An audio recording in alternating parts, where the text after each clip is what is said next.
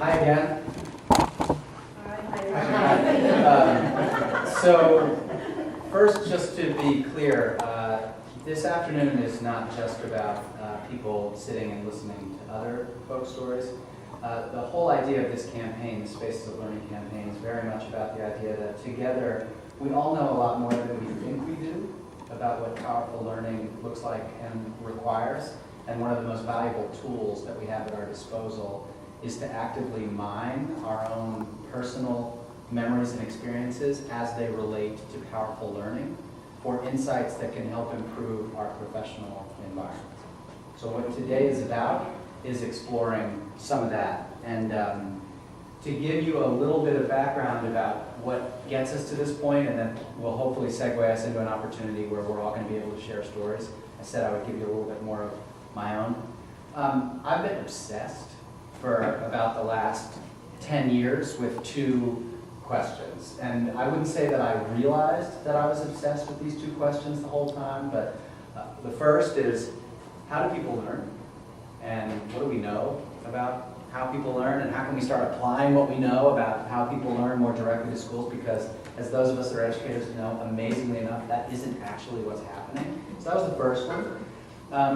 The second one, which I now realize is inextricably linked with the first, but for much of my career I thought was a separate question, was what does it mean to be free? So how do people learn, and what does it mean to be free? And if I think about my own path in figuring that out, I started as a classroom teacher in New York City, and I was a history teacher, American history teacher in New York City. And then I became, after 5 years of doing that, what brought me to DC is I became the director of a national network of schools. And this network was called the First Amendment Schools Project. So I probably, as a young teacher, I didn't really know much to even think that I should be asking the question of how do people learn. But I was, as a history teacher, very concerned with that other question of what does it mean to be free.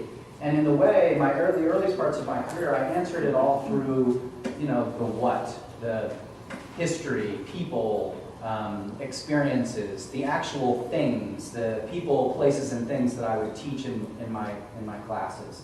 And there were so many great things to choose from, right? I mean, if you think about trying to teach people what it means to be free, you've got all the founding fathers, but Roger Williams, who's a little less known, founder of Rhode Island, a man too pure for the Puritans. This was a deeply religious man, right? Got kicked out of Massachusetts Bay because he called the Puritans on their own hypocrisy. One of them was that if you arrived in Massachusetts, you had to take an oath and pledge allegiance to God. And Roger Williams said, well, what if somebody doesn't believe in God? And they're like, could Roger Williams please shut up now? Because we don't want to get into all of that. But he's like, well, you're just asking them to either lie or be hypocritical. So there's a reason that he got kicked out. He was tipped off that he was going to be killed. Spent months wandering in the wilderness. Williams was somebody who also had challenged Massachusetts for their, what he said, illegal process of acquiring the land, because they never negotiated fairly with that land's rightful stewards, the native peoples of Massachusetts. So you can guess how Roger Williams managed to survive 12 weeks alone in the wilderness. He had great friends among the native peoples. And so there's a reason that if you go to Rhode Island and its capital city, the capital is named Providence. Because after negotiating with the native peoples for that land, he named it Providence because of his belief that it could only be God's will that had kept him alive and delivered him to this place. And again, he creates Rhode Island as a haven for religious liberty, where anybody can come, and they did, leading other folks in New England to refer to it as the sewer of New England, because anybody is welcome there. And Roger Williams said, that's right. So as a history teacher, I'm thinking, this is how we teach people what it means to be free, right? Roger Williams, a person that believed that all of us have soul liberty. Or the First Amendment, our freedoms of religion, speech, press, assembly, and petition. And so as a young teacher, I thought, what we have to do is merely convey these stories, translate these founding principles, and young people will develop the skills and the self-confidence they need to be free. Right? Right. No. Yeah, but it just didn't work that way, because not on the test. Yeah, well, that's one thing. That's one thing. There are, outside of Rhode Island, I don't think there are any questions about Roger Williams on any state tests. But also, you know, it's a bit outside of any of us as an individual. And so, just because I'm really excited about Roger Williams doesn't actually mean that any of you will be. You might, but that's not good enough, right, for something. So it's not just that you might.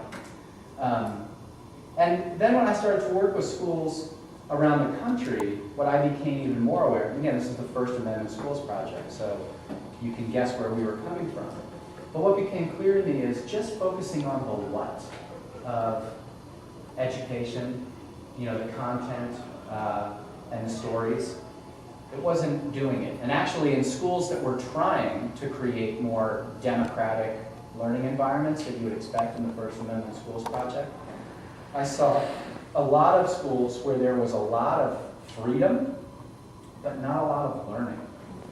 I saw a lot of kids that basically had almost complete control over what they did every day, but precisely because they were kids, only a few of those actually used that freedom strategically and optimally to their own benefit.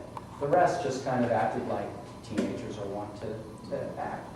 So I started thinking, well, maybe it isn't the what that we need to really be focusing on and how to improve schools and teach people what it means to be free. It's the how, right? It's pedagogy. But then I thought, well, that's not really right, because you know we know that for the bulk of the last 100 years in this country, the primary pedagogy is teacher-centered, right? I'm the expert. I know everything. You know nothing. You have to sit passively. I have to deliver information to you. Those of you that saw Waiting for Superman may have even seen an image that presents this model uncritically. It's an animated graphic where you suddenly flash to, how many people saw Waiting for Superman? But everybody, how many people have heard Waiting for Superman? Yeah. That's because the movie grossed about $6 million in revenue, which is actually very low for a documentary. The Gates Foundation put $2.5 million into its marketing. So we all know about it, even if we didn't all see it. But anyway, so there's this graphic where it's a bunch of kids in a classroom, animated graphic, very important based on what I'm about to say. And then the tops of their heads all come off. And the inside is empty. They are truly empty vessels. And the teacher has this giant ladle of knowledge. And the graphic is showing the teacher trying to pour the knowledge into the empty heads of the passive, blank-slated children. And what the graphic is meant to show is that there are all these other things wrong with education, and so the teacher's aim is off. So it isn't the problem that this is what our schooling is. The problem is that the teacher is missing the heads, and the knowledge is pouring helplessly onto the ground.